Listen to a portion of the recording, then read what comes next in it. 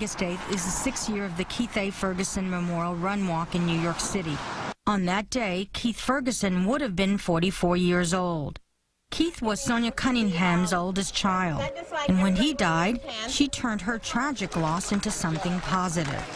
A nursing professor at UTBTSC, Sonia created an endowment that provides scholarships for students studying criminal justice at the university. I still can't believe my good fortune that the race has now grown legs and taken on a life of its own. It really has. The race has grown from a few hundred participants the first year to now more than 900 runners and walkers, and all the money raised goes to the scholarship endowment.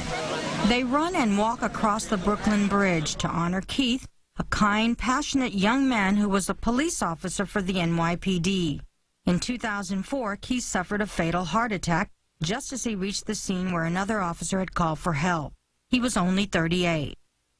With the exception of my son's absence, it's the best thing that ever happened to me.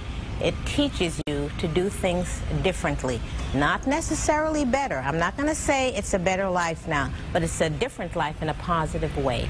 Sonia says Keith loved to celebrate his birthday, so she's planning to have a big cake at the race to honor her son. For UT Brownsville and Texas Southmost College, I'm Latifa Fernandez reporting for Channel 5 News.